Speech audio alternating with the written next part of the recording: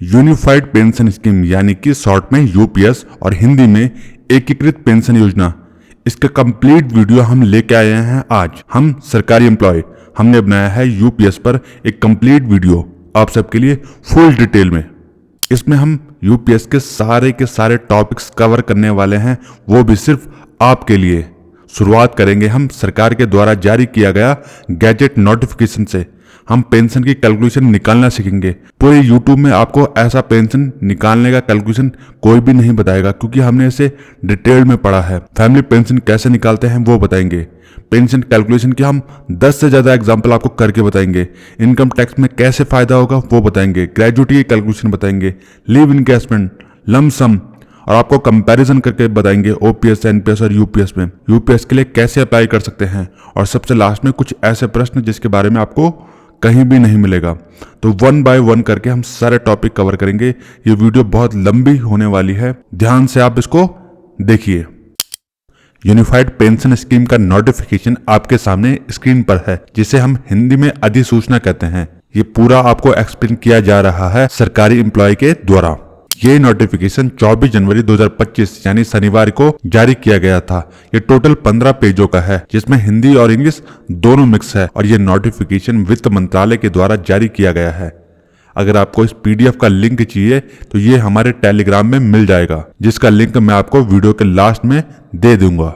भारत का राजपत्र the gadget of India, जैसा कि मैंने आपको अभी बताया, जनवरी 25 को यह जारी किया गया था वित्त मंत्रालय के वित्तीय सेवा विभाग के द्वारा। 24 जनवरी 2025 को हम एक काम करते हैं, डायरेक्ट इंग्लिश में चलते हैं, क्योंकि इंग्लिश के ही वर्ड आप सभी को मालूम है। तो ये टोटल 15 पेज पीडीएफ है। हम डायरेक्ट चलते हैं इंग्लिश वाले कंटेंट में। इस गाइडलाइन के पेज नंबर 9 से आपका नोटिफिकेशन इंग्लिश में स्टार्ट हो जाता है। मिनिस्ट्री ऑफ फाइनेंस के द्वारा ये जारी किया गया है। ये जो डिपार्टमेंट है, डिपार्टमेंट ऑफ फाइनेंशियल सर्विसेज, इसने इसे जारी किया है 24 जनवरी 2025 को। तो हम एक एक लाइन को पढ़ेंगे और उसको एक्सप्लेन करेंगे वर्ड टू वर्ड। तो इसमें सबसे पहले मिनिस्ट्री ऑफ फाइनेंस का एक रेफरेंस दिया गया है जो कि 2003 का है। आगे भी एक और रेफरेंस दिया गया है जो कि 2019 का है। और आगे लिखा हुआ है कि the central government has decided to introduce unified pension scheme as an option under the national pension system for the employees of the central government who are covered under the national pension system. यानी कि सीधी सीधी बात यह है कि central government ने unified pension scheme निकाली है, जो कि एनपीएस का जो ऑलरेडी पेंशन स्कीम है उसी के अंदर एक और ऑप्शन दिया गया है। यानी कि एनपीएस तो रहेगी, लेकिन साथ में यूपीएस का भी एक एडिशनल ऑप्शन दिया गया है। ये यूनिफाइड पेंशन स्कीम उन सेंट्रल गवर्नमेंट के एम्प्लॉय के लिए है जो ऑलरेडी एनपीएस के अंदर कवर होते हैं। जो यूपीएस पेंशन स्कीम है यह केवल उनके लिए एप्लीकेबल होगी जो सेंट्रल गवर्नमेंट में काम करते हैं और ऑलरेडी एनपीएस के अंडर कवर होते हैं। यूपीएस पेंशन स्कीम के लिए कौन कौन एम्प्लॉय एलिजिबल है उसकी कंडीशन यहाँ पर दी गई है। यहाँ पर एक वर्ड यूज किया गया है एश्योर्ड पे आउट। मैं आपको बता देता हूँ, ये जो वर्ड है एश्योर्ड पे आउट, ये आपको लास्ट तक याद रखना है, क्योंकि अब हम इसी का ही जिक्र करेंगे। तो यहाँ पे लिखा है केवल इन्हीं कंडीशन पर आप एलिजिबल माने जाओगे। अगर आप सुपर एनुवेट होते हो, ध्यान रखना, सुपर एनुवेट होते हो, ना कि रिटायर। जो कर्मचारी 60 साल होने पर रिटायर होता है, जनरली उसे रिटायर होना नहीं कहते हैं, उसे कहते हैं सुपर एनुवेट होना। तो जो कर्मचारी सुपर एनुवेट होता है अपनी सर्विसेज पूरी करने के बाद, और कम से कम उसके 10 साल की सर्विस पूरी होनी चाहिए, तो वो एलिजिबल होगा यूपीएस पेंशन स्कीम के लिए। जो कर्मचारी रिटायर होता है, ध्यान रखना यहाँ पे लिखा है रिटायर होता है, वो भी इस रूल के अंडर में FR 56J, इस रूल के अंडर में अगर वो रिटायर होता है तो भी वह यूपीएस पेंशन स्कीम के लिए एलिजिबल होगा। और इसके अलावा तीसरा जो पॉइंट है वो ये है कि जो वीआरएस लेता है वो भी यूपीएस पेंशन स्कीम के लिए एलिजिबल होता है, लेकिन उसकी सर्विसेज 25 साल की पूरी होनी चाहिए, तो ही जाके उसको कंप्लीट पेंशन मिल पाएगी। यूपीएस पेंशन स्कीम में जो एलिजिबल है और जो एलिजिबल नहीं है, जो कर्मचारी 60 साल होने पर सुपर एनुवेट होता है वो यूपीएस में एलिजिबल है।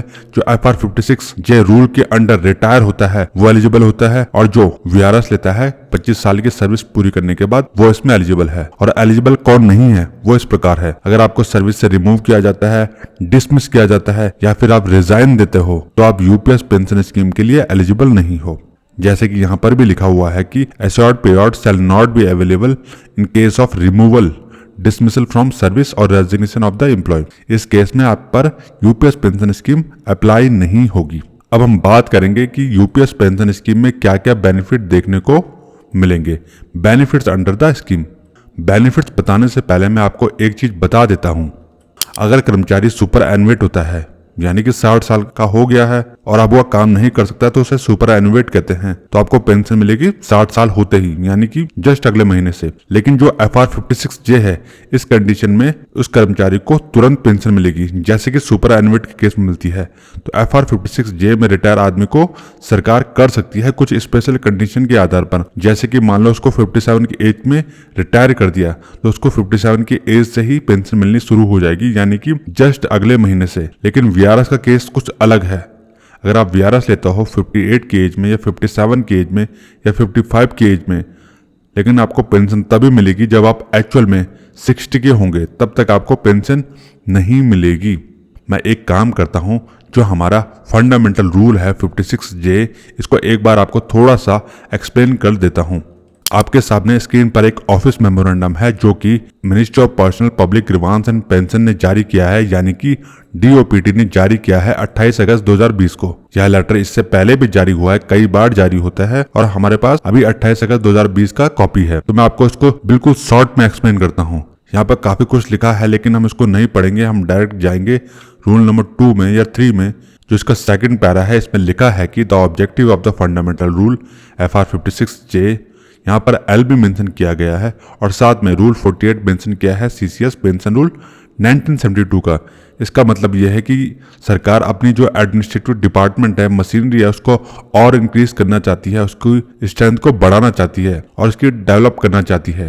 तो इस केस में बहुत से ऐसे कर्मचारी होते हैं जो 55, 56, 57, 58 साल के हो जाते हैं, जो बहुत सारे किसी न किसी कंडीशन के कारण नई टेक्नोलॉजी अडॉप्ट नहीं कर पाते या अपनी किसी मेडिकल कंडीशन के कारण कुछ काम नहीं कर पा रहे होते हैं, तो सरकार इनको रिटायरमेंट दे देती है। ध्यान रखना, ये जो रिटायरमेंट है ये पेनल्टी नहीं होती है, और जो सरकारी कर्मचारियों को कंपलसरी रिटायरमेंट दिया जाता है यह वह भी नहीं है। ये एक रिटायरमेंट सरकार के द्वारा दिया जाता है उन कर्मचारियों को जो अब और बेटर परफॉर्म नहीं कर पाते हैं।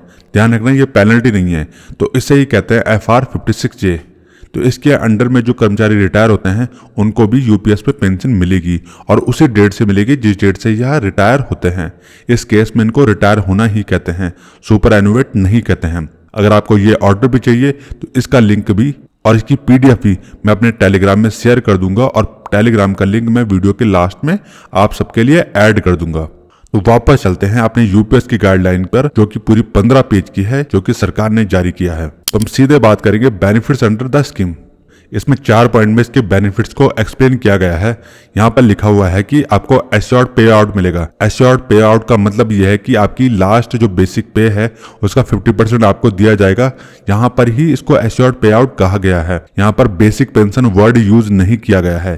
तो इसके A पॉइंट में लिखा हुआ है कि आपको फुल एश्योर्ड पे आउट मिलेगा, यानी कि 50% मिलेगा, वो भी जो आपकी 12 महीने की जो एवरेज बेसिक पे है उसका 50%। कब मिलेगा?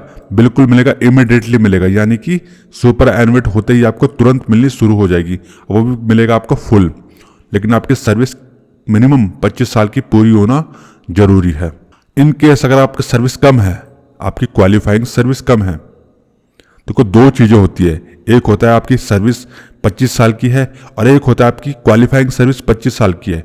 इन केस आपने 26 साल की सर्विस की, लेकिन बीच में आप सर्विस से गायब रहे हो, वो भी विदाउट पे रहे, तो उसको आप यहाँ से हटा दोगे, तो टोटल जो आपकी नेट सर्विस बचेगी उसे ही क्वालिफाइंग सर्विस पीरियड कहा जाता है। तो अगर आपकी सर्विस 25 साल से कम होती है तो आपकी पेंशन भी उसी प्रोपोर्शन के बेस पर कम हो जाएगी। यहाँ पे लिखा हुआ है कि आपका पे आउट भी उसी प्रोपोर्शनेट के बेसिस पर कम होगा।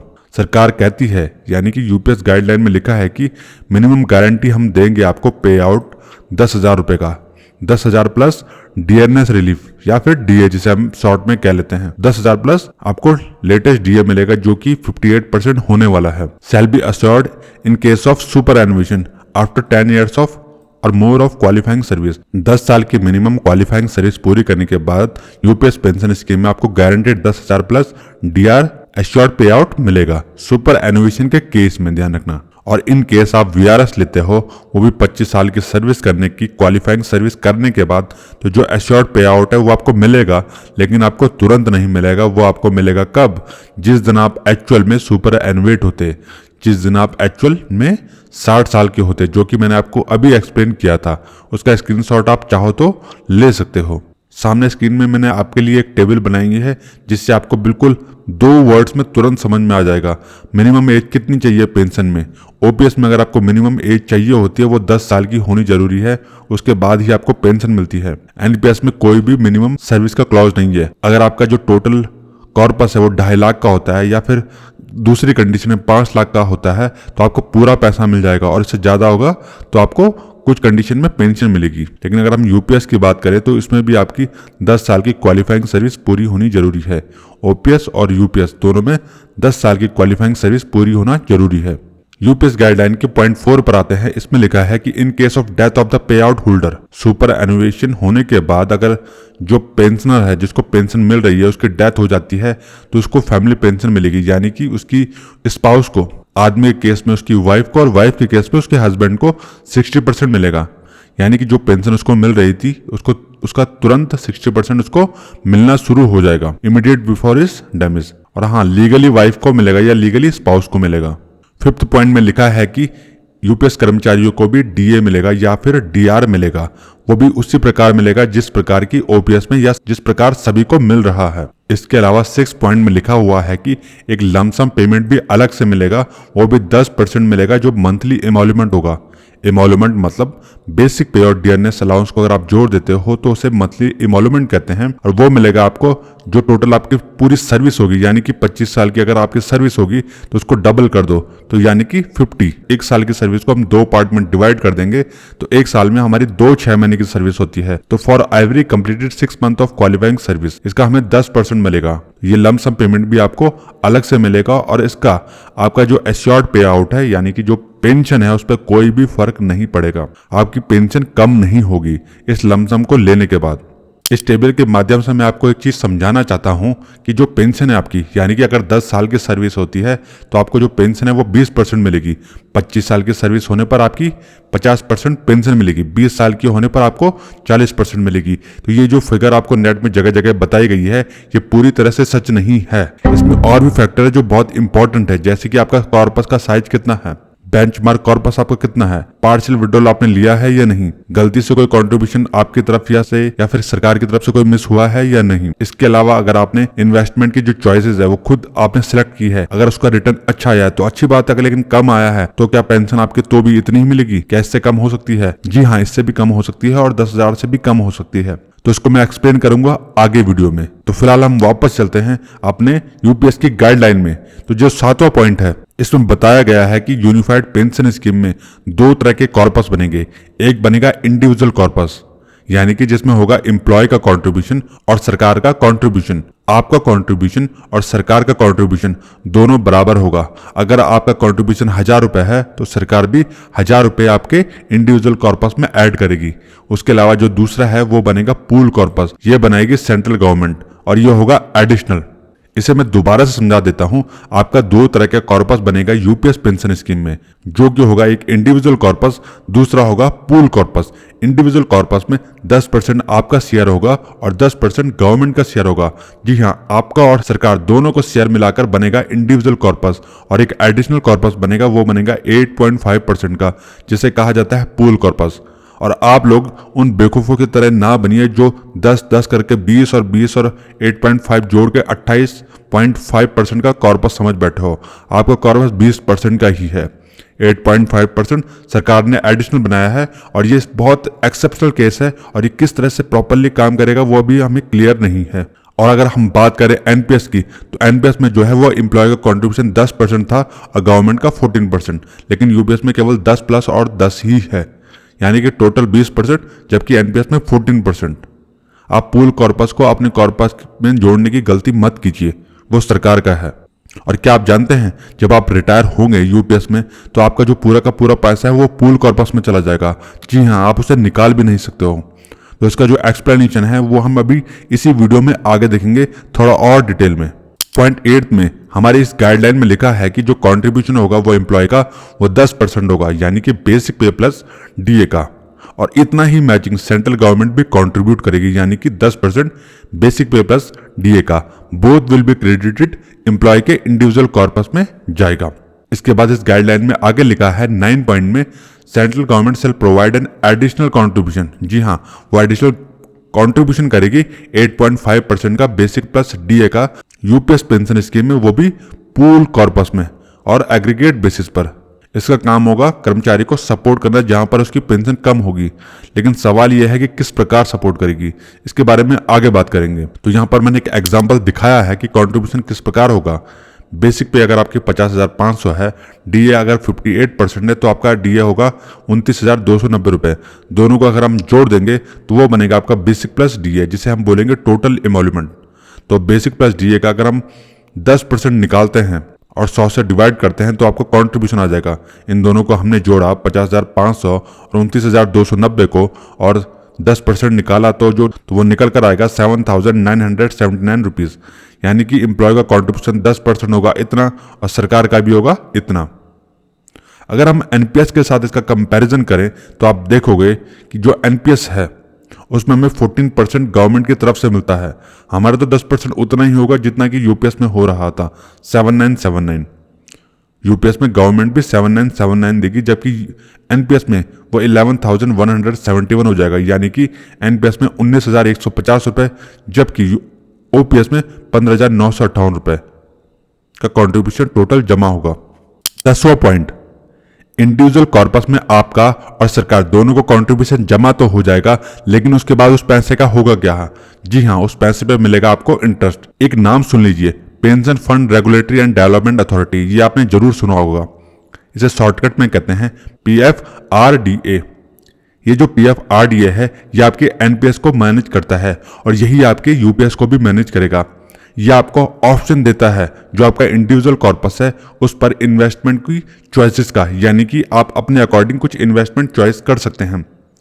अगर आप ऐसा नहीं करते हो, आपका सारा पैसा डिफॉल्ट पैटर्न के बेसिस पर ऑटोमेटिक सिलेक्ट हो जाएगा। लेकिन आप चाहो तो ये जो इंडिविजुअल चॉइसेस है इसको आप चूज कर सकते हो और अपने लिए बेटर चूज कर सकते हो सकता हो इसके अकॉर्डिंग आपको बेटर रिटर्न मिले, और हो सकता हो आपकी चॉइसेस के बेसिस पर आपको कम रिटर्न मिले। तो ये बिल्कुल वैसे ही काम करता है जैसे कि एनपीएस में।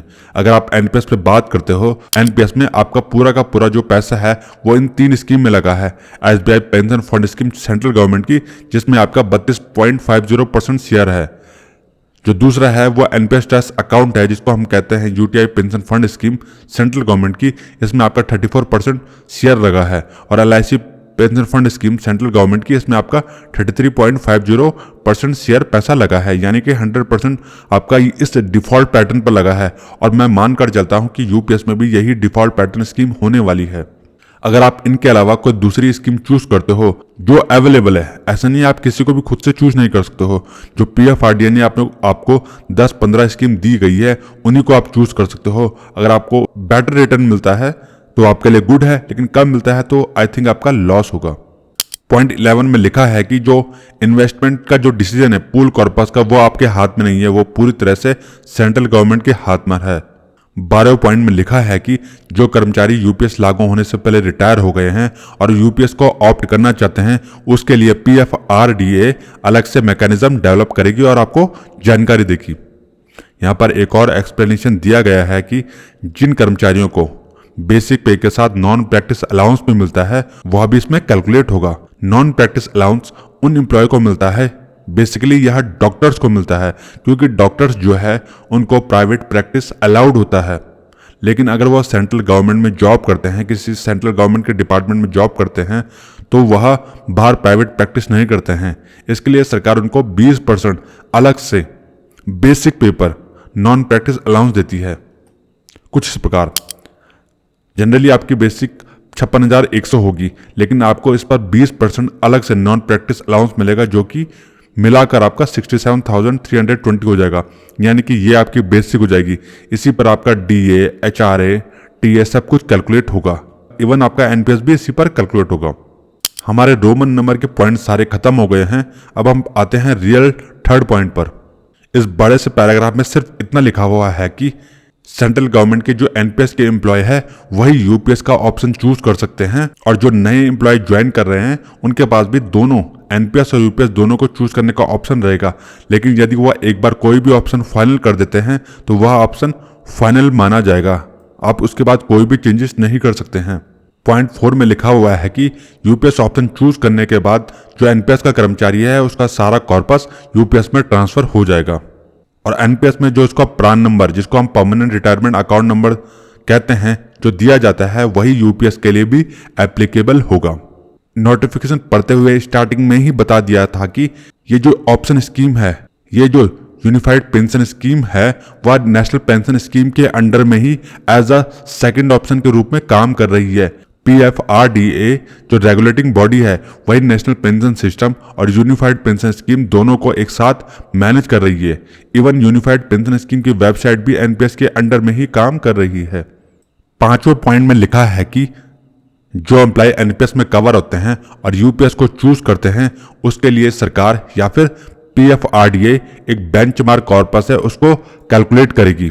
और यह कैलकुलेशन बेसिकली इन 3 चीजों पर डिपेंड करेगी कि उसकी जो रेगुलर कंट्रीब्यूशन है वो जमा हुआ है कि नहीं, कोई मिसिंग हुआ है या नहीं। अगर मिसिंग हुआ है तो आपको ऑप्शन दिया जाएगा कि आप उसको कवर करें। और इसके अलावा अगर आपने इन्वेस्टमेंट में कुछ खुद के डिसीजन लिए और उसका अगर आपका बेनिफिट होता है या लॉस होता है, उस पर डिपेंड करेगा कि आपका बेंचमार्क कॉर्पस कितना होता है। एनपीएस से यूपीएस में जाते ही आपका बेंचमार्क कॉर्पस डिसाइड किया जाएगा, क्योंकि जब आपका बेंचमार्क कॉर्पस डिसाइड होगा, फाइनल होगा, उसी के बेस पर सरकार आपको यानी कि पीएफआरडीए आपको एश्योर्ड 50% पेंशन देगी। इसको कुछ इस प्रकार समझते हैं, अगर आपकी 12 महीने की जो एवरेज बेसिक पे है वो 91,400 है, अगर अब मैं इसका 50% निकालता हूं तो 45,700 रुपये आता है। यानी कि आपको जो पेंशन है वो 45,700 रुपये मिलनी चाहिए। तो सरकार का कहना है, पीएफआरडीए का कहना है कि 45,700 रुपये पेंशन मेंटेन करने के लिए आपका जो कॉर्पस होना चाहिए उसे ही बेंचमार्क कॉर्पस कहते हैं। मान लो कि इस केस में यह 70 लाख है।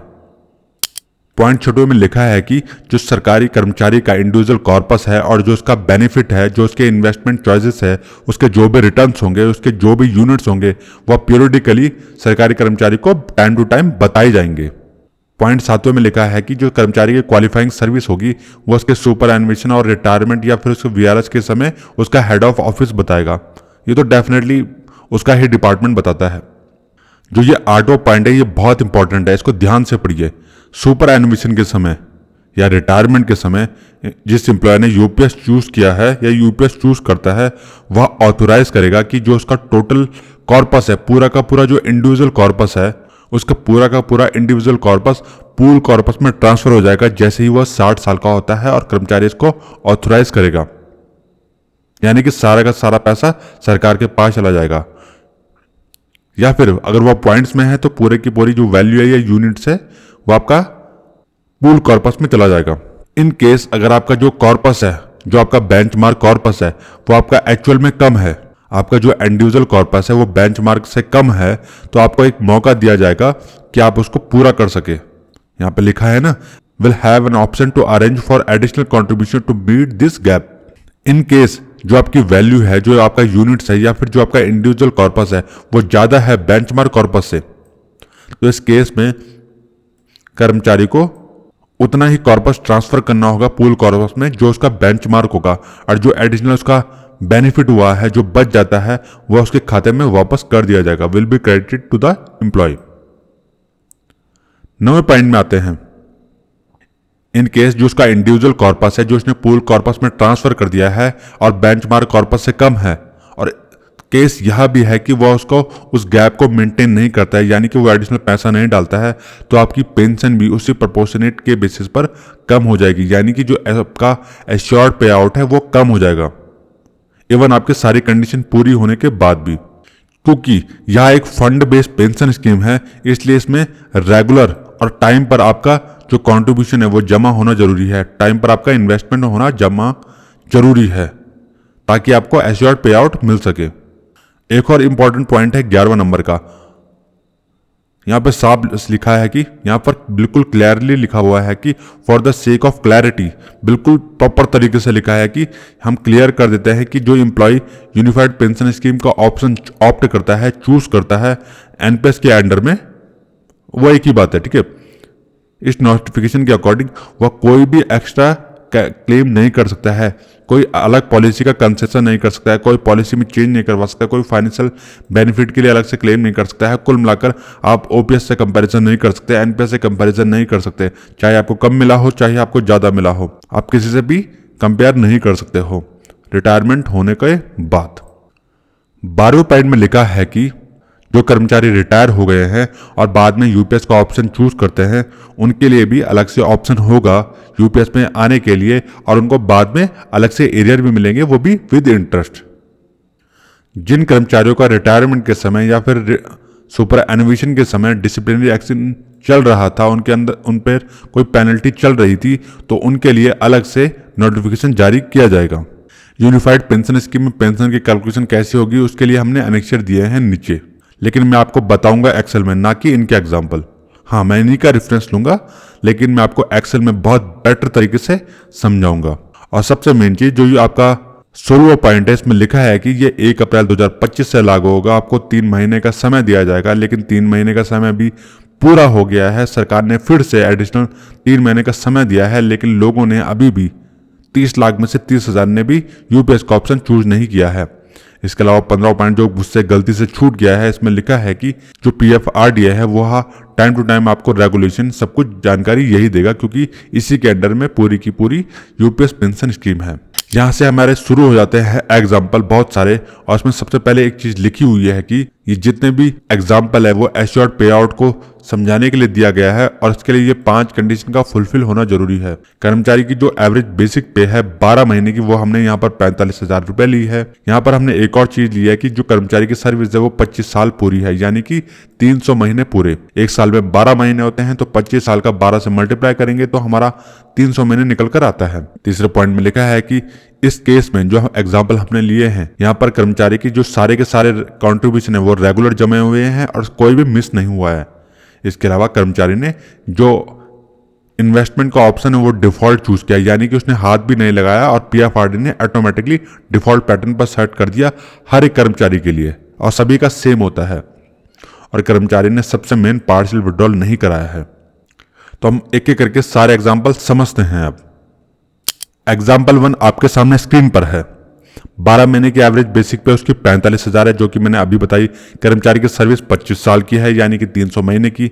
सबसे मेन चीज ध्यान रखना, यहां पर इस कर्मचारी का बेंचमार्क कॉर्पस हमने 50 लाख मान लिया है, यानी कि उसको जो पेंशन मिलनी है 50% 45,000 का, उसके लिए बेंचमार्क कॉर्पस हमने 50 लाख माना है। एक्चुअल में कितना होगा ये पीएफआरडीए डिसाइड करेगा।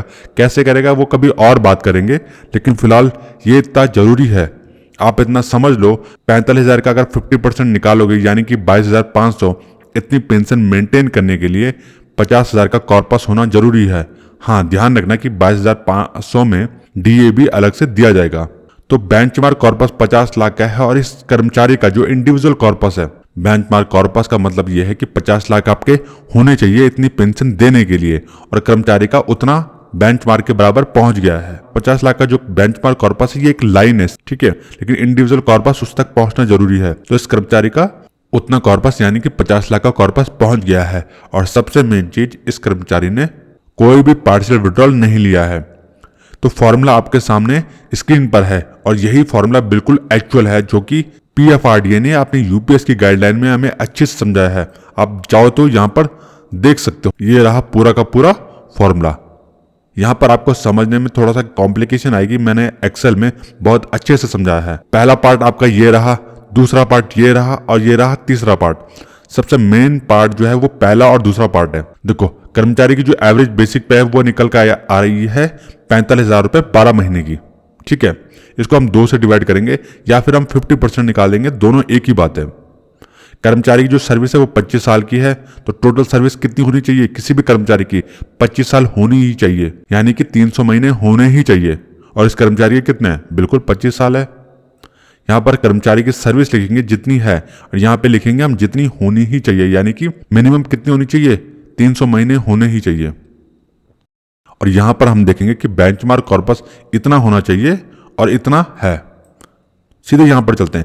45,000 हमने लिख दी इसकी बेसिक पे, एवरेज बेसिक पे, और 2 से हम डिवाइड कर देंगे, ठीक है, जो कैलकुलेट करके आता है 22,500। लेकिन अगर मैं यहाँ पे बात करूँ कि इसकी सर्विस कितनी है, जी हाँ, इसकी 25 साल की सर्विस पूरी है, 300 महीने होने ही चाहिए थे और इसके 300 महीने पूरे हैं, तो इसको करके एक आ जाएगा।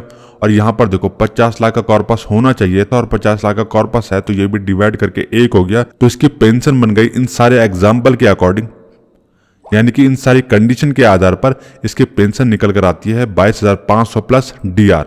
डीआर आपको वही मिलेगा जो कि अभी करंट रेट पर है। ये था आपका एग्जाम्पल 1। अब चलते हैं एग्जाम्पल 2 पर। यहां पर सिर्फ एक कंडीशन में हमने चेंज किया है कि ये जो कर्मचारी है इसकी सर्विस 25 साल ना होकर के 15 साल है। तो सारी कंडीशन ऑलमोस्ट सेम है। 45,000 इसकी बेसिक पे रहने वाली है, एवरेज बेसिक पे। टोटल सर्विस बिल्कुल 10 साल कम हो गई है, यानी कि 180 महीने। बेंचमार्क कॉर्पस हमने मान लिया कि इस केस में, क्योंकि जब सर्विस कम है तो बेंचमार्क कॉर्पस भी कम हो जाएगा ना, तो 30 लाख होना चाहिए था और उसका 30 लाख है। पार्शियल विड्रॉल इसने भी नहीं लिया है, सेम वही फॉर्मूला है। 45,000 को हमने 2 से डिवाइड कर दिया, देखो 22,500 आ रहा है ना, बिल्कुल। लेकिन यहां पर देखो सर्विस हो रही है ना कम, तो यहां पर हमने लिखा है कि 300 होनी ही चाहिए थी, लेकिन इसकी कितनी है, 180 है, तो ये हो गया 0.6। ध्यान रखना, इनको डिवाइड करने पर अगर वैल्यू 1 से कम आती है तो ये पेंशन कम होती जाएगी। इन दोनों को, इसको भी और इसको भी डिवाइड करके हमेशा एक ही आना चाहिए। अगर ये 1 से कम होता है तो पेंशन कम होती जाती है। 22,500 को मैंने इससे मल्टीप्लाई करा तो कितना आंसर आया, 13,500 प्लस डीआर। मैं एक बार सॉरी बोल देता हूं, शायद मैंने ऊपर कहीं पर मल्टीप्लाई की जगह डिवाइड बोल दिया है, तो उसके लिए प्लीज सॉरी। अब चलते हैं एग्जाम्पल 3 पर। यहां पर सर्विस जो है वो हमारी और कम हो गई है, होनी 25 थी, फिर हमारी 15 हुई, अब हो गई हमारी 10। तो कर्मचारी की सर्विस हो गई 10 साल, यानी कि 120 महीने। सब कुछ सेम है। 45,000 इसकी एवरेज बेसिक पे है, 12 महीनों की। बेंचमार्क कॉर्पस 25 लाख और इंडिविजुअल कॉर्पस 25 लाख है, बहुत बढ़िया। तो मतलब इस केस पे तो पेंशन कम नहीं होगी। पार्शियल विड्रॉल इसने नहीं लिया है। तो देखो एवरेज बेसिक पे 45,000 2 से डिवाइड कर देंगे, यानी कि 50% निकाल देंगे, तो पेंशन आनी चाहिए 22,500। लेकिन इस बंदे की सर्विस कितनी है, 120 महीने, होनी कितनी चाहिए थी, 300, तो कितना कम हो गया, 0.4। ये तो बिल्कुल ठीक है, जितना होना चाहिए उतना ही है, एक। तो 22,500 को इससे मल्टीप्लाई करेंगे तो कितना हो गया, 9,000। भाई सर्विस कम है 25 साल से, तो पेंशन भी तो कम होगी ना। लेकिन सरकार ने बोला है, PFRDA ने बोला है, यूपीएस की गाइडलाइन में लिखा है कि हम आपको हर हाल में 10,000 पेंशन तो देंगे ही देंगे। तो जो ये कंडीशन है, एवरेज बेसिक पे का हमने निकाला 22,500 और जो टोटल सर्विस है इसको करा इतना, तो पेंशन कितनी बनी, 9,000। इस 9,000 को हटा के हम यहाँ पे क्या लिख देंगे, 10,000, बाकी एक का एक तो रहेगा। तो पेंशन कितनी बनेगी आपकी, 10,000 बनेगी, साथ में डीआर। समझ में आया कैलकुलेशन। देखो इस केस में क्या होता, पेंशन इसकी घट गई, इसकी कम सर्विस से तो घट गई पेंशन, और कितनी घटी, 10,000 से भी कम। लेकिन हमने कहा, मैंने नहीं, यूपीएस ने कहा कि हम आपको 10,000 तो देंगे देंगे और साथ में डीआर अलग से। समझ में आ गया, बिल्कुल। चलो नेक्स्ट एग्जाम्पल पे, एग्जाम्पल 4। यहां पर क्या है, सर्विस 10 साल की है, लेकिन बंदे ने पार्शियल विड्रॉल भी ले लिया। एक तो सर्विस कम, ऊपर से इसने पार्शियल विड्रॉल अलग से ले लिया। बहुत बढ़िया इंसान है। तो देखो सब कुछ सेम, 45,000 एवरेज बेसिक पे है, 12 महीनों की सर्विस, 10 साल की है, 120 महीने। कॉर्पस कितना होना चाहिए था, 25 लाख, और बंदे का कॉर्पस है 22 लाख। अब तुम बोलोगे कि ये कॉर्पस कम कैसे हो गया इंडिविजुअल। भाई एक बात बताओ, अगर कोई बंदा अपनी सर्विस के टाइम पे कुछ पैसा निकाल देता है 1 लाख रुपए, उस 1 लाख पे इंटरेस्ट पे मिलना था बहुत सारा, कुल मिला के उसका जो बेंचमार्क कॉर्पस है 25 होना चाहिए था ना, उसने क्या कर दिया, पैसे निकाल दिए, तो कॉर्पस भी कम हो गया, इंटरेस्ट भी कम हो गया, तो उसका कॉर्पस कितना हो गया, 22 लाख। 3 लाख का कॉर्पस का कम है, और सरकार यहाँ पर कहती है कि हम तुम्हें ऑप्शन दे रहे हैं इस 3 लाख को कवर करने का। करोगे तो वेल एंड गुड, नहीं करोगे तो देखो आगे। और मैंने यहाँ पे लिख लिया कि पार्शियल विड्रॉल लिया है, क्योंकि जब विड्रॉल लिया है तभी तो इंडिविजुअल कॉर्पस कम हुआ है ना। देखो फॉर्मूला वही रहने वाला है। तो 45,000 को 2 से डिवाइड करेंगे, 22,500 यहाँ पर आ जाता है। सर्विस इसकी पहले से 10 साल की है, बहुत बढ़िया। 300 महीने होनी चाहिए थी, 120 इसने कर दिए। अच्छा एक बात बताओ, मान लो इसकी सर्विस 25 के बजाय 30 साल है, तो महीने भी 300 से ज्यादा हो जाएंगे ना। तो उस कंडीशन में यहाँ पर 300 ही लिखना है, क्योंकि 25 से ऊपर सर्विस कितनी भी ज्यादा क्यों ना हो, पेंशन तो आपको 50% ही देंगे। आपको बस इतना समझना है कि यहाँ पर 300 रहेगा नीचे और ऊपर भी 300 ही रहेगा, चाहे कितना भी ज्यादा क्यों ना हो। 300 से कम होने पर आपको यहाँ लिखना पड़ेगा, लेकिन ज्यादा होने पर आप यहाँ पे 300 ही लिखोगे, और नीचे तो 300 परमानेंट तो रहेगा ही। ठीक है, इसको अभी ध्यान से देखेंगे, थोड़ा सा रुक जाओ। देखो यहाँ पे भी कम है, पहले यहाँ तक की कैलकुलेशन करते हैं। तो 22,500 आया, टोटल सर्विस कम हो गई आपकी, तो आपकी पेंशन कितनी बनी, 9,000 बनी कि नहीं बनी, 9,000।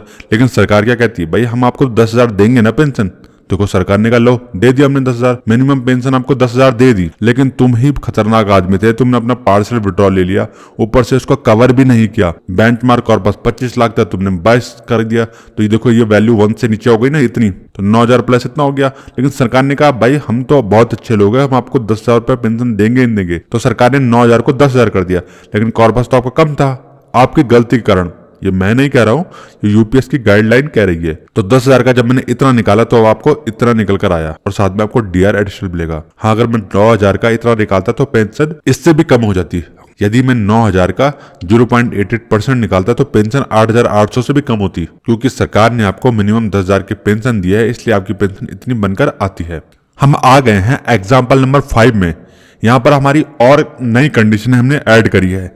यहाँ पर हुआ क्या है कि आपकी जो कंट्रीब्यूशन है वो बीच में मिस हुए हैं। हाँ, हो सकता है किसी केस में लेट डिपॉजिट हुआ है जिससे आपका इंटरेस्ट का भी नुकसान हुआ है, तो इसको भी समझने की कोशिश करते हैं। 45,000 आपका एवरेज बेसिक पे रहने वाला है। सर्विस आपकी 25 साल की पूरी है। कॉर्पस आपका 50 लाख का होना चाहिए था, जो कि 45 लाख का हो गया है। इन कारणों से कंट्रीब्यूशन बहुत बीच में छूट गए, लेट डिपॉजिट हुआ, और हाँ साथ में पार्शियल विड्रॉल भी लिया है। तो इन सारे चक्कर में आपने देखा कि ये फॉर्मूला तो बिल्कुल ठीक है, सर्विस तो ठीक है, लेकिन कॉर्पस आपका कम हो गया है, जिसकी वजह से हम इसकी कैलकुलेशन करेंगे तो यहाँ तक तो 22,500 आया, लेकिन कॉर्पस की वजह से ये वैल्यू कम हो गई और आपकी पेंशन कम हो गई। एग्जाम्पल नंबर 6 में आते हैं। यहाँ पर पार्शियल विड्रॉल लिया है, ठीक है, ओनली पार्शियल विड्रॉल लिया है, ये बिल्कुल ऊपर वाले के जैसे सेम है। तो 45,000 25 साल की सर्विस पूरी है, कॉर्पस 50 लाख का होना चाहिए था, 40 लाख के आपने पार्शियल विड्रॉल 2-3 बार ले लिया होगा। एनपीएस में 3 बार की कंडीशन है, आई थिंक यूपीएस में भी 3 ही होनी चाहिए। ये सब रहे आपके फॉर्मूले, यहाँ तक तो बिल्कुल ठीक था, सब कुछ ठीक है, लेकिन कॉर्पस कम हो गया तो पेंशन 18,000 प्लस डीआर हो गई। अब चलते हैं एग्जाम्पल नंबर 7 में। यहाँ पर हमने क्या किया,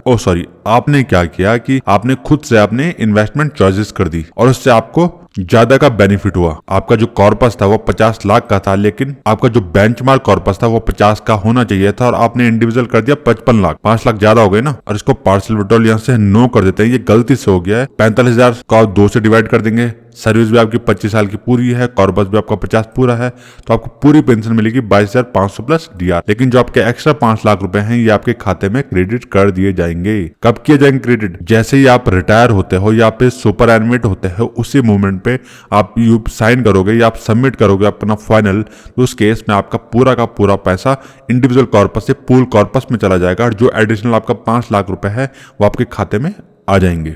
एग्जाम्पल 8 में आते हैं। इस केस में क्या हुआ, जो आपने इन्वेस्टमेंट चॉइसेस ली थी उसके वजह से आपका इंटरेस्ट लोअर हो गया और आपका कॉर्पस कम हो गया। यहाँ पर भी पार्शियल विड्रॉल नो आएगा, जो कि मैं गलती से ठीक करना भूल गया। सब कुछ सेम है, सब कुछ सेम रहेगा। देखो पेंशन आपकी उतनी रहेगी, कॉर्पस कम होगा। ध्यान रखना, सर्विस कम हो जाती है आपकी, तो इस केस पे पेंशन 10,000 से कम जाती है तो सरकार उसको 10 कर देगी, लेकिन कॉर्पस के केस में सरकार कुछ नहीं करेगी। ये गलती आपकी है।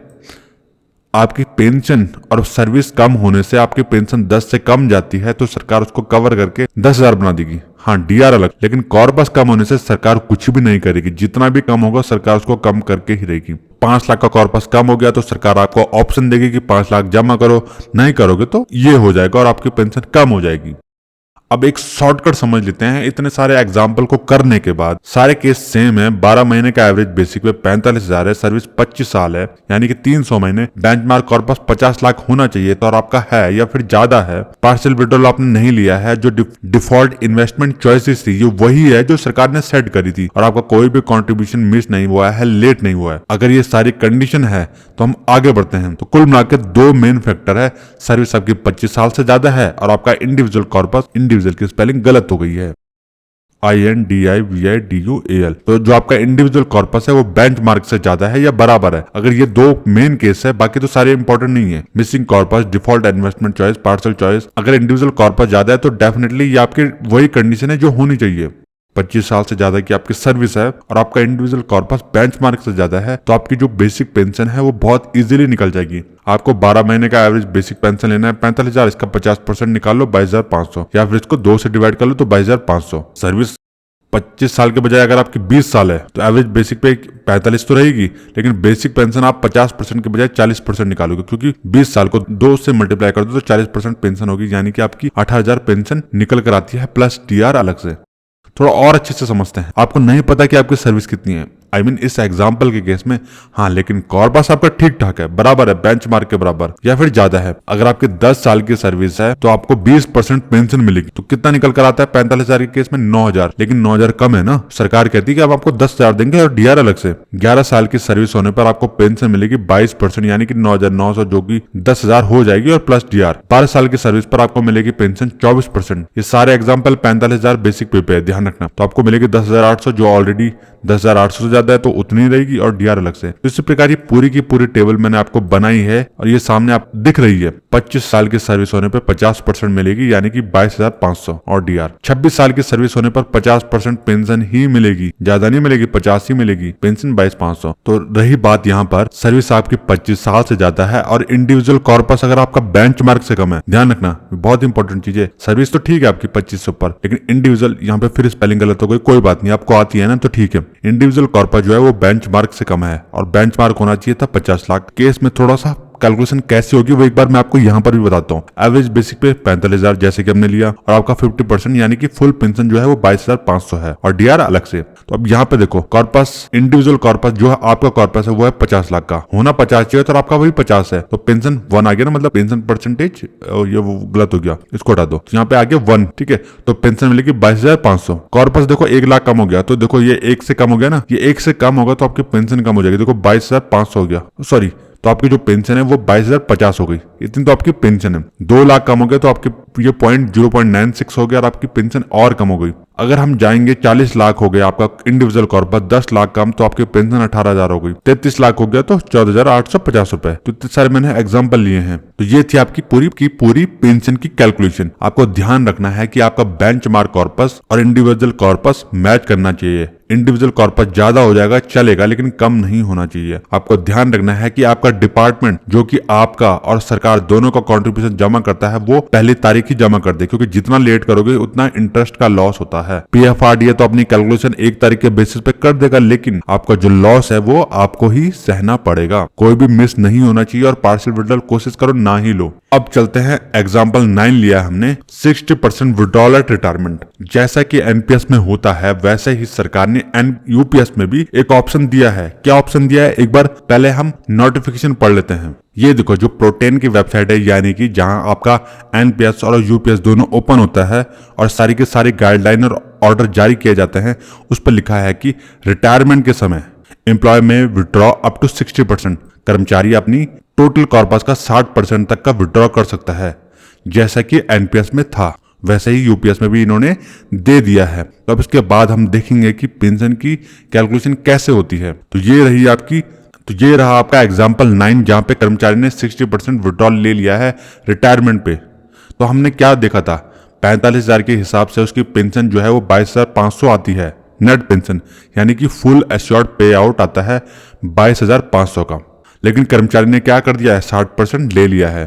तो इस 60% लेने के बाद उसकी पेंशन क्या होगी, कम हो जाएगी, और उसका फॉर्मूला ये है। तब उसको कितना पे आउट मिलेगा, आपको एश्योर्ड पे आउट का इस फॉर्मूले को कैलकुलेट करना है, 1 - 60/100। कुल मिला के आपको 22,500 का 60% निकाल कर हटा देना है और उसके बाद 40% को बचाना है, जो कि आपकी पेंशन निकल कर आएगी 9,000। ये पूरे का पूरा फॉर्मूला है जिसको मैंने सॉल्व किया है, और उसके बाद आएगा आपका 9,000 प्लस डीआर। अब आप ये मत कह देना कि इसको 10,000 कर दो, आपने खुद ही अपना 60% पैसा ले लिया है। यानी कि अगर आपका कॉर्पस 1 करोड़ हुआ है तो आपने 60 लाख तो ले लिए हैं, बचा क्या 40 लाख। तो 40 लाख के हिसाब से आपको इतनी ही पेंशन मिलेगी। वैसे 40 लाख के हिसाब से इतनी नहीं मिलेगी, बस मैं समझा रहा हूं आपको, ठीक है। तो आगे बढ़ते हैं, थोड़ा सा एक टेबल मैंने बनाई है यहाँ पर। आपको जो विड्रॉल का परसेंटेज है 60 आप ले सकते हो मैक्सिमम, 60 से ज्यादा नहीं ले सकते। आपका 1 करोड़ है तो आप उसका 60 लाख की ले सकते हो, उससे ज्यादा नहीं ले सकते। हाँ, कम ले सकते हो, 1 करोड़ से 1 लाख 2 लाख 10 20% ले सकते हो, लेकिन 60 से ज्यादा नहीं ले सकते। तो आप अपनी टोटल कॉर्पस का 60% ले सकते हो। तो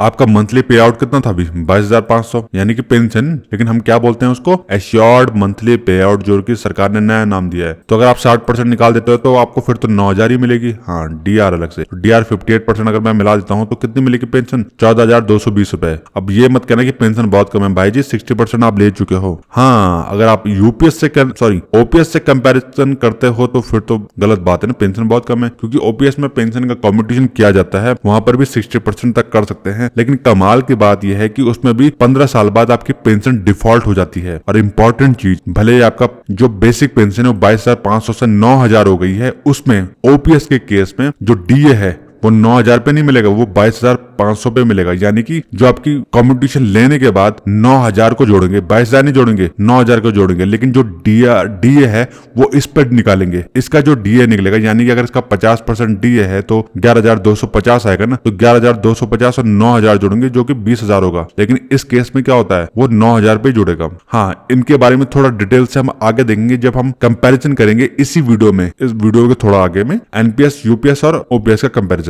55% विड्रॉल लिया है तो पेंशन 10,125 और 15,000 नेट पेंशन हो जाएगी। भाई आपने 40 लिया है तो 21 हो जाएगी, 30 लिया है तो इतना हो जाएगा। अगर आपने कुछ भी नहीं लिया तो पूरी पेंशन मिलेगी, यानी कि 35,550 रुपए, 22,500 आपकी बेसिक पेंशन ही मान लो उसको, और इस पे डी अलग 58% जो कि इतना हो जाएगा। और अब आते हैं इसके बाद हम फैमिली पेंशन पर।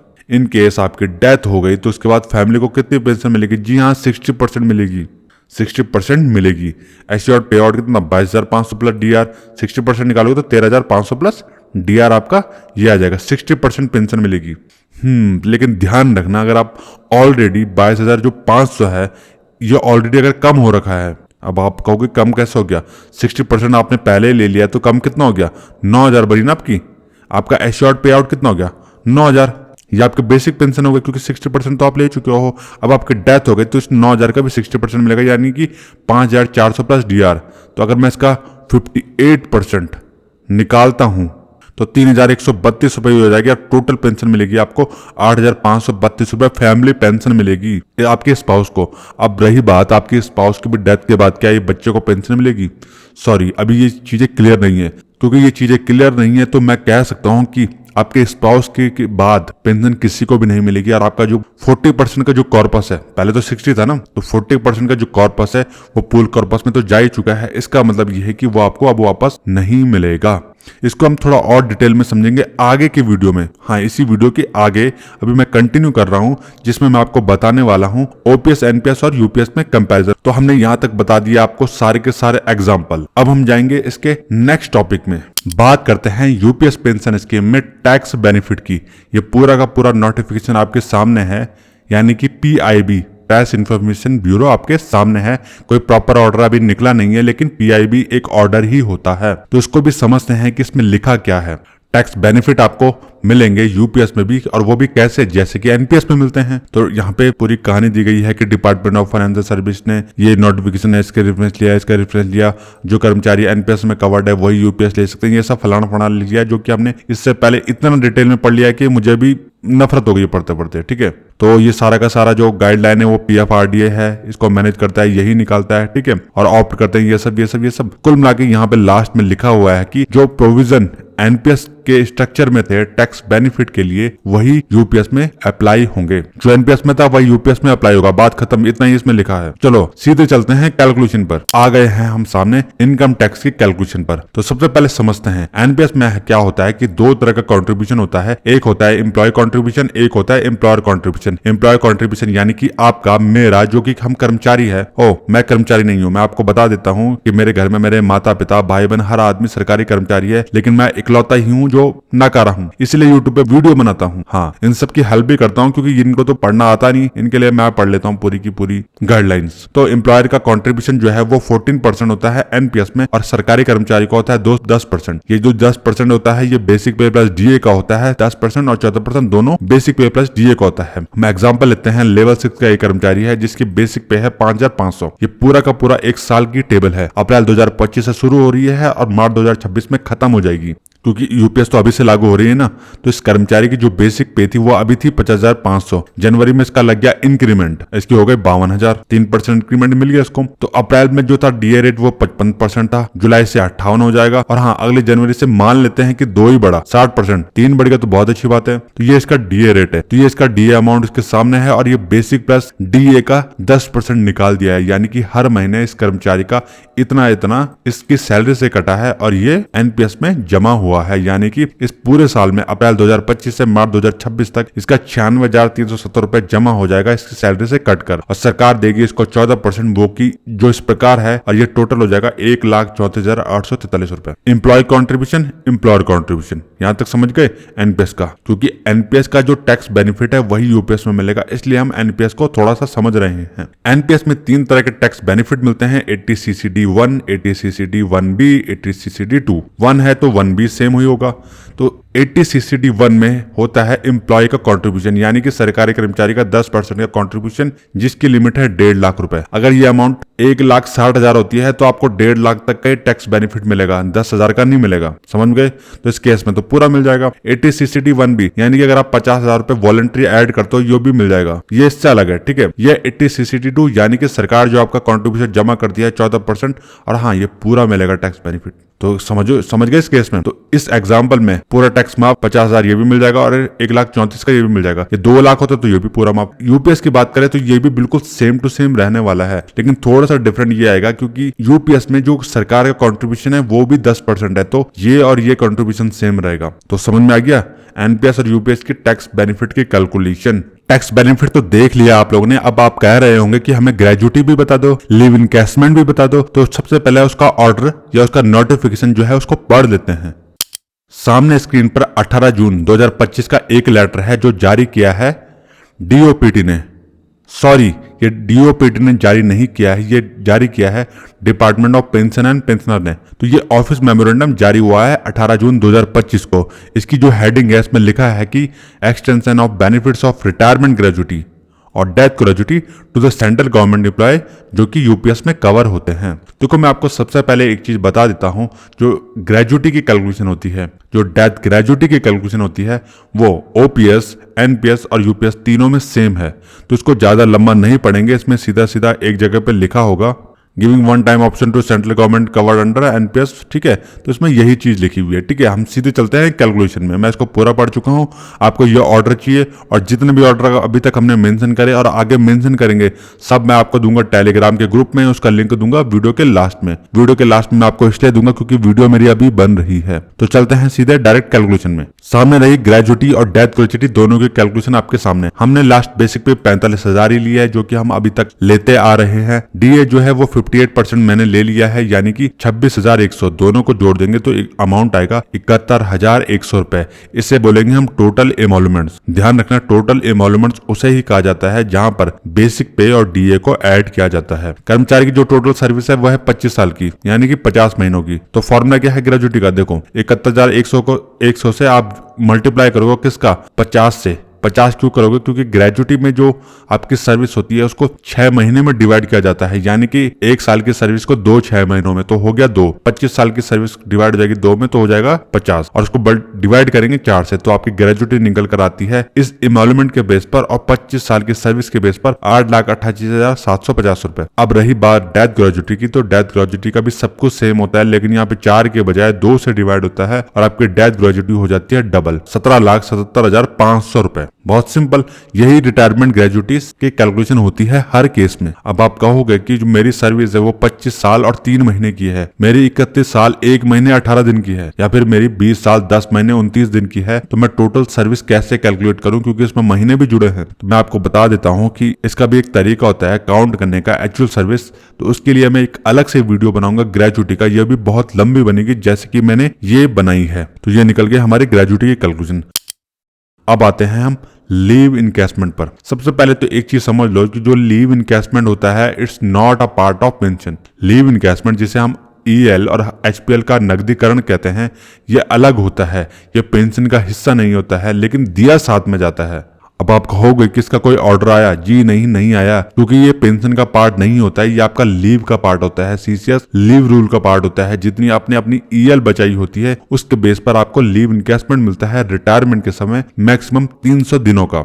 मेरी बेसिक पे 45 थी, डीए 58 है, इमोलमेंट मेरा उतना ही है जितना के ऊपर मैंने ग्रेजुटी के लिए कैलकुलेट किया था, यानी कि 71,100 रुपए। मेरी टोटल ईएल जो है वो 300 बैलेंस है, उस हिसाब से मेरा टोटल लीव इनकैशमेंट आ गया 7,11,000। अब आप बोलोगे मेरी ईएल जो थी वो 300 के बजाय 280 थी, 250 थी, मेरी एचपीएल ज्यादा थी, तो मेरी कैलकुलेशन कैसे होगी, इसके लिए भी मैं अलग से लीव इनकैशमेंट का एक डिटेल वीडियो बनाऊंगा, वहां हम अच्छे से समझेंगे। इस पर हम इसके बारे में ज्यादा बात नहीं करेंगे।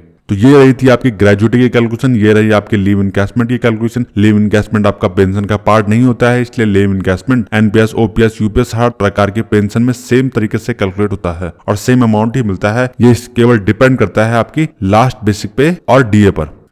जब हम यूपीएस की गाइडलाइन पढ़ रहे थे तो उसका रोमन नंबर जो 6 पॉइंट है उसमें लिखा था कि लम सम पेमेंट मिलेगा आपको इस रेट पर। इसके लिए इन्होंने एक एग्जाम्पल भी दिया है, बहुत अच्छा सा एग्जाम्पल दिया है, लेकिन मैं आपको इसको समझाऊंगा वो भी अपने एक्सेल में, वो भी इससे भी बेस्ट तरीके से।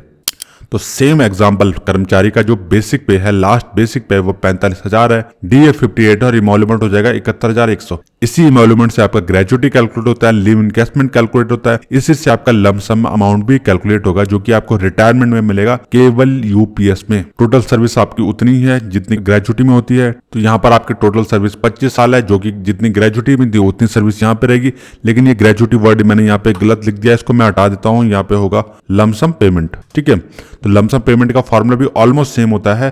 71,100 से हम मल्टीप्लाई कर देंगे टोटल सर्विस का, वो भी 6 महीनों की सर्विस का, और डिवाइड करेंगे 10 से। ग्रेजुएटी में होता था 4 से डिवाइड, डेथ ग्रेजुएटी में होता था 2 से डिवाइड, लमसम में होगा 10 से डिवाइड, आपको मिलेगा 3,55,500 रुपए। ये फॉर्मूला मैंने यहाँ पर भी आपका दिखा दिया है, एक टेबल मैंने बनाई है। देखो आपने क्या करना है कि अपनी जो टोटल इमोल्यूमेंट है उसका 1/10 निकाल दो, जो कि हो गया 7,110 रुपए। अब आपको अपनी सर्विस से जोड़ना है। 10 साल की सर्विस का मतलब क्या हो गया, 20 6 महीने की सर्विस, तो आपको मिलेगा 1,42,200। 15 के हिसाब से 2,13,300। 20 साल की सर्विस करोगे तो यानी कि 40 के 6 महीने हो जाएंगे तो 2,64,400 रुपए आएगा। 25 साल की सर्विस मतलब 50 6 महीनों की सर्विस 3,55,500 रुपए। 30 साल की सर्विस का मतलब है 60 साल आपके 6 महीने कंप्लीट हो जाएगा तो 4,26,000। 35 साल की सर्विस यानी कि 70 6 महीने की सर्विस तो 4,57,700 रुपए आपको लमसम पेमेंट मिलेगा। और ये जो लमसम पेमेंट होता है इसको लेने के बाद आपकी पेंशन में कोई फर्क नहीं पड़ता है, पेंशन कम नहीं होती है।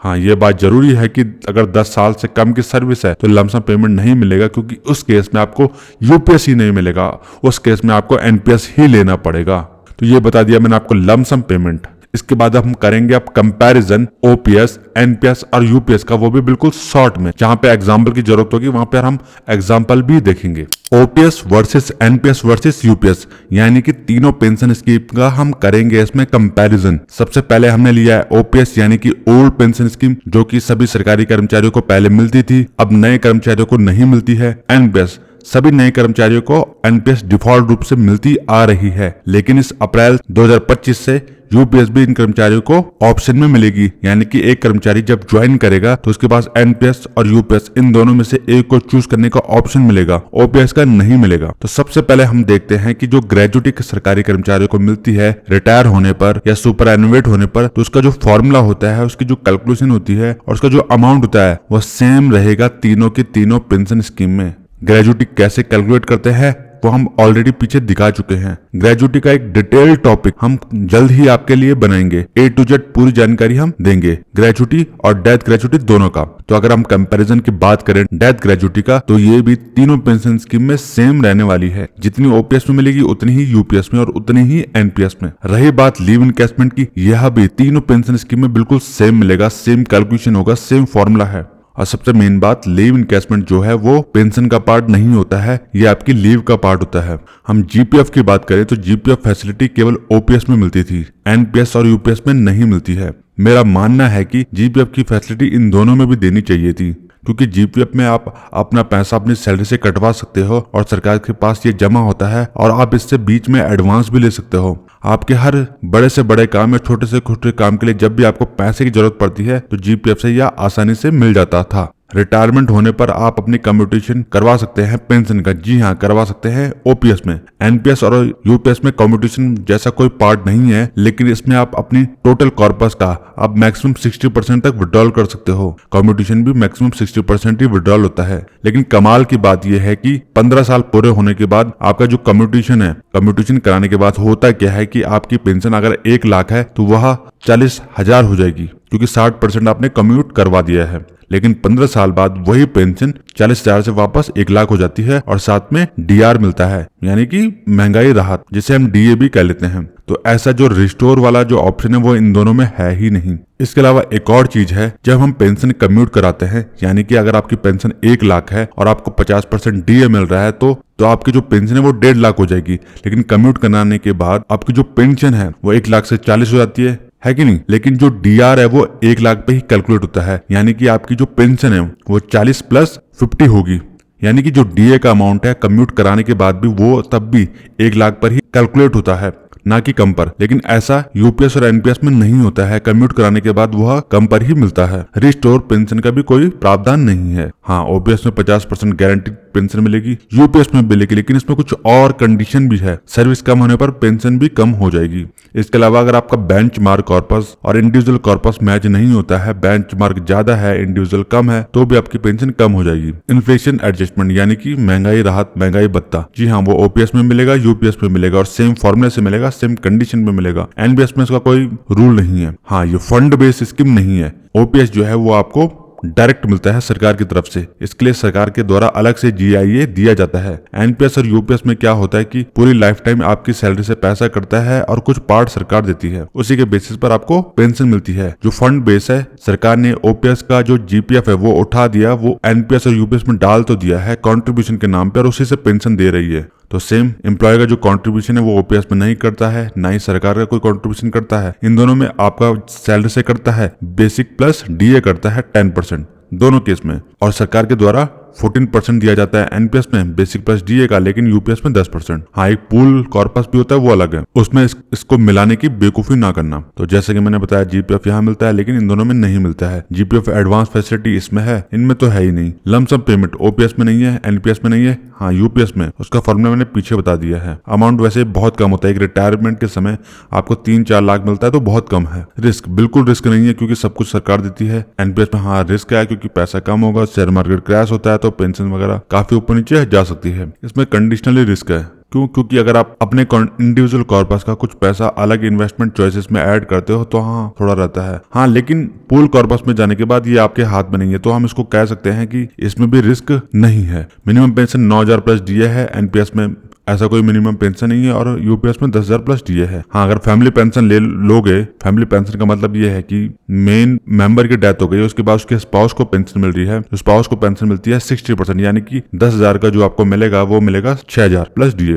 फैमिली पेंशन जो मैंने बता दिया 60% और मार्केट बेस्ड है। इसमें फैमिली पेंशन का कोई क्लॉज ही नहीं है, क्योंकि जितनी पेंशन मेन पर्सन को मिलती थी उसके डेथ के बाद उतनी ही उसको वाइफ को मिलेगी या उसके हस्बैंड को। तो फर्स्ट फैमिली पेंशन इसमें स्पाउस को मिलती है, बाय डिफॉल्ट इसमें भी स्पाउस को मिलती है, लेकिन इसमें जिस नॉमिनेट करोगे, नॉमिनी बनाओगे। दूसरी फैमिली पेंशन जो है वो इसमें मिलती है, मैंने यहाँ पे गलती से स्पाउस लिख दिया, इसको मैं यस लिखूंगा, यानी कि स्पाउस के डेथ के बाद अगर डॉटर्स एलिजिबल है या डिसेबल्ड कोई ब्रदर्स वगैरह है या जो भी है, सन है, अगर उसकी एज नहीं हुई है उतनी या जॉब नहीं लगी है तो उनको मिल सकती है। यूपीएस में ऐसा कोई क्लॉज है ही नहीं। स्पाउस के बाद पेंशन का क्या होगा नहीं पता। हाँ, एनपीएस में आप जिसको मर्जी उसको दे सकते हो, और एक टाइम के बाद आपका सारा का सारा पैसा नॉमिनी को ट्रांसफर हो जाएगा, क्योंकि कॉर्पस होता नहीं है, इसलिए ओपीएस में ये पैसा किसी को मिलेगा भी नहीं। एनपीएस और यूपीएस में क्या होता है कि आपका कॉर्पस बनता है, यानी कि 1 करोड़ का कॉर्पस बना है, जिसके बेसिस पे आपको पेंशन मिल रही है, तो एनपीएस में भी मिलेगी, यूपीएस में मिलेगी। आपके मरने के बाद आपके स्पाउस को मिलेगी, यूपीएस में भी आपके स्पाउस को मिलेगी। लेकिन उसके बाद क्या, एनपीएस में क्या होगा कि वो सारा का सारा पैसा ट्रांसफर हो जाएगा जो नॉमिनी आपने बनाया है, बेटा बेटी जो भी है। यूपीएस में ऐसा कुछ नहीं, जानकारी अभी तक तो नहीं दी है। और जैसे कि अभी तक मैंने आइडिया लगाया है, सारा का सारा पैसा इंडिविजुअल कॉर्पस से जब पूल कॉर्पस में ट्रांसफर हो जाएगा, इसका मतलब वो सारा का सारा पैसा किसका होगा, गवर्नमेंट का।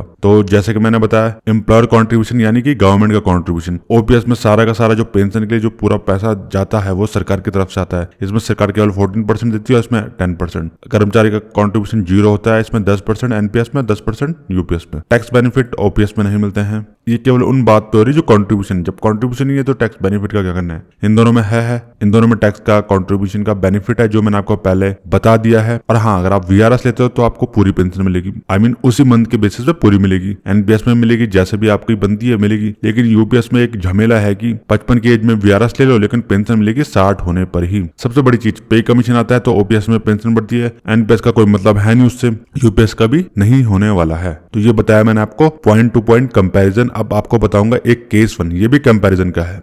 एक कर्मचारी मान लो उसका जो इंक्रीमेंट का मंथ है वो जनवरी का है, तो जनवरी में जो उसकी बेसिक पे थी वो 58,600 थी। तो जब जनवरी में इंक्रीमेंट लगता है, आपको पता है कि अगला इंक्रीमेंट फिर दोबारा अगली जनवरी में लगेगा, यानी कि उसका टोटल हो गया 7,03,200 एक साल का, और एवरेज निकल गया है 58,600। ओपीएस में जो पेंशन मिलती है वो लास्ट बेसिक पे भी मिलती है, यानी कि 58,600, उसका हाफ किया तो 29,300 उसकी बेसिक पेंशन हो जाएगी। यूपीएस में क्या होता है कि एवरेज बेसिक पे लेते हैं, यानी कि एवरेज बेसिक पे निकाल कर 58,600 ही आई। तो यहाँ इस केस में भी पेंशन क्या है कि 29,300 ही मिलेगी, यानी कि दोनों में सेम मिलेगी। लेकिन अगर मैं केस 2 में जाता हूँ तो यहाँ पर देखते हो कि आप इस कर्मचारी का जो इंक्रीमेंट मंथ है वो जुलाई है। जनवरी में उसकी 58,600 ही थी, जनवरी में उसका बेसिक पे 58,600 था और उसका इंक्रीमेंट लगा जुलाई में 60,400 हो गया। अगले 6 महीने उसको 60,600 400 बेसिक पे मिली। लास्ट बेसिक पे जो है उसकी 60,400 थी, उस बेस पे उसकी ओपीएस में बेसिक पेंशन हो गई 30,200। लेकिन जब मैंने इसका पूरे का एवरेज निकाला तो वो आया 59,500 और उसकी बेसिक पेंशन बनी 29,750। एक छोटा सा लूप होल देखा अपने ओपीएस वर्सेस यूपीएस में, क्योंकि यूपीएस में कहते हैं कि लास्ट 12 महीने का एवरेज लेंगे और ओपीएस में होता है कि लास्ट बेसिक पे लेते हैं। तीसरा केस देख लेते हैं। उसकी बेसिक पे थी 58,600, उनका इंक्रीमेंट लगा 60,400, उसके बाद उसको प्रमोशन मिला, सीधे अच्छा जंप आ गया 17,900। तो आपने देखा लास्ट बेसिक पे इतनी और बेसिक पेंशन बनी 38,950। यूपीएस में क्या हुआ कि एवरेज लिया हमने, एवरेज के बाद देखा 36,875 और बेसिक पेंशन हो गया 18,438। और थोड़ा यहाँ पे गलत हो गया है, यहाँ पे 63 होगा, 63,875। तो यूपीएस में आपने देखा कि इतनी हो गई और लेकिन बेसिक पेंशन बनी 31,938 रुपए। तो काफी सारा डिफरेंस आपको यहाँ पर देखने को मिला। ये था आपका केस 3। अब मैं आपको बताऊंगा कि यूपीएस और एनपीएस में एक पेंशन का डिफरेंशिएशन कैसे होगा। यहाँ पर मैं आपको बताऊंगा एनपीएस वर्सेस यूपीएस। सरकार ने यानी कि पीएफआरडीए ने एनपीएस ट्रस्ट नाम की जो वेबसाइट है उसमें एक कैलकुलेशन दिया है, यानी कि आप अपना कैलकुलेशन खुद निकाल सकते हो कि आपको किस में ज्यादा पेंशन मिलेगी। एक एग्जांपल लेते हैं, वैसे हम यहाँ पे कई एग्जांपल ले सकते हैं लेकिन एक एग्जांपल लेते हैं। एक कर्मचारी जिसकी डेट ऑफ बर्थ जो है वो जनवरी है और उसका 2001 जनवरी को पैदा हुआ, उसकी डेट ऑफ ज्वाइनिंग 2025 ही कर लेते हैं, आज की डेट को ही उसकी ज्वाइनिंग मान लेते हैं। उसके रिटायरमेंट जो होगा वो 60 की एज में होगा। अभी उसका बेसिक पे मान लेते हैं 35,000 है इनिशियल। उसका भी कॉर्पस में 0 रुपए है क्योंकि उसने ज्वाइनिंग ही अभी किया है। जो एनुअल ग्रोथ उसको मिलेगी वो हम 3% कर देते हैं, क्योंकि जो 7th पे कमीशन है उसके अकॉर्डिंग आपको एनुअली 3% ही इंक्रीमेंट मिलता है। साल में आपका डीए जो है वो हम 5% मान लेते हैं, इतना बढ़ेगा साल में, या 6% मान लेते हैं, चलो 6% आपका साल में डीए बढ़ेगा, नहीं 5 ही कर लेते हैं जिस हिसाब से आजकल हालात है। उसके बाद जो आपने पूरा का पूरा जो पर मंथ कंट्रीब्यूशन जमा कर रहे हैं, जो पूरा का पूरा आपका कंट्रीब्यूशन है उसमें 8 की, चलो 8 ही मान लेते हैं, 8% आपको उसमें रिटर्न मिल रहा है। आजकल वैसे 7% मिल रहा है तो हमने 7 कर दिया है। मैं रिटायरमेंट पे कोई विड्रॉल अभी तक तो नहीं लूंगा। उसके बाद 60 साल होने के बाद जो पूरा का पूरा पैसा है मैं मानता हूं कि उसमें 6.5% का ही मुझे एन्युटी रेट मिलता है और मैं जीऊंगा 78 साल तक और मेरी वाइफ जिएगी 78 साल तक। तो उसके बाद मैं यहाँ पे बटन दबाता हूँ कैलकुलेट का, तो यहाँ पर लिखा आता है कि यूपीएस में मुझे जो पेंशन मिलेगी 2,52,816 रुपए मिलेगी और साथ में डीआर। हाँ, ये आपको सुनने में बहुत ज्यादा लग रहा है लेकिन ये अभी नहीं मिलेगा। अभी इसकी उम्र 34 साल है और उसको जो ये पेंशन मिलेगी लगभग 26 साल बाद मिलेगी, यानी कि 2060 में। उस टाइम तक तो ये वैल्यू भी बहुत कम हो जाएगी। उस टाइम 2 लाख की कोई वैल्यू 20,000 के बराबर ही हो सकती है। एनपीएस में पेंशन मिलेगी 3,19,445 रुपए। उस टाइम पे डीआर रेट कितना होगा हमें मालूम नहीं, 1%, 2%, 5, 10, 20, 50, 100 हमें नहीं मालूम। लमसम पेमेंट मैं आपको पहले बता चुका हूँ वो केवल यूपीएस में मिलता है, एनपीएस में नहीं मिलता। उसके बाद इन्होंने टोटल पेंशन ऐड कर दिया है, मतलब जिस दिन से रिटायर होते हैं और जब तक 78 साल के नहीं हो जाते, तो ये बेफालतू है, इसको देखने की जरूरत तक ही नहीं है। तो कुल मिलाकर इसमें पेंशन इतनी मिलेगी, एनपीएस में इतनी मिलेगी। अगर मान लो कि इसमें 50% भी डीए मिलता है तो मोटा मोटा उतना ही हो जाएगा एनपीएस में भी। अगर मैं यहाँ पर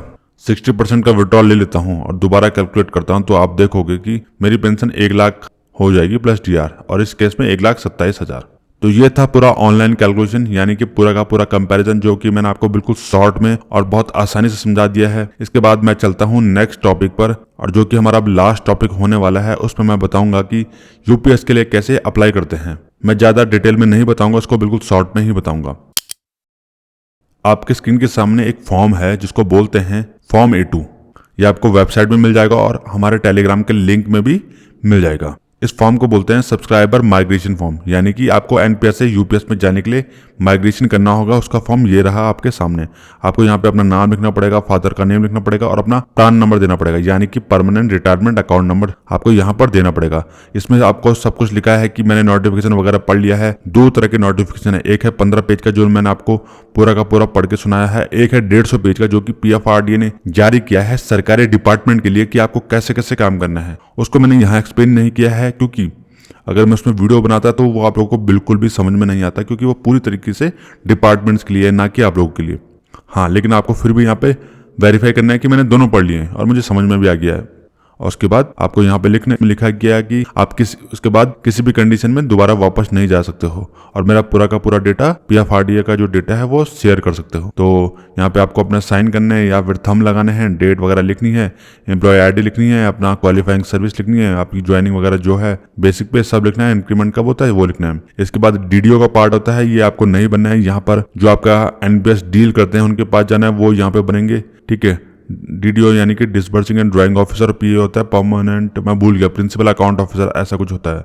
यहाँ पर इस पार्ट को वो भरेंगे। फॉर्म को सबमिट करने के बाद आपका जो डिपार्टमेंट है या जो NPS डील करते हैं वो उस फॉर्म को साइन वगैरह करेंगे, वेरीफाई करेंगे, उसको फिर सबमिट कर देंगे वेबसाइट पर, जो कि उनके पास उनका लॉगिन होता है। उसके बाद आप जो है वो NPS से UPS में माइग्रेट हो जाओगे और आपका सारा का सारा पैसा UPS में ट्रांसफर हो जाएगा। वैसे सही मायने में आपका पैसा कहीं ट्रांसफर नहीं होगा, क्योंकि PFRDA के अंडर ही NPS और UPS दोनों है। तो कुल मिला के आपका फंड वहीं का वहीं पर रहने वाला है, बस वो नाम बदल दिया है। तो ये पूरा का पूरा वीडियो मैंने आपको अच्छे से एक्सप्लेन कर दिया है। हर एक टॉपिक मैंने इसमें अच्छे से कवर किया है, पूरे डिटेल में कवर किया है। इतनी डिटेल में आपको कोई भी वीडियो यूट्यूब में नहीं मिलेगी। तो इतनी मेहनत के लिए आपका कमेंट और लाइक तो बनता है, और मैं चाहूँगा कि ज़्यादा से ज़्यादा आप इसको सब्सक्राइब करें। और टेलीग्राम का जो लिंक है वो सामने है, फेसबुक का लिंक भी सामने है। तो फाइनली धन्यवाद, नमस्ते।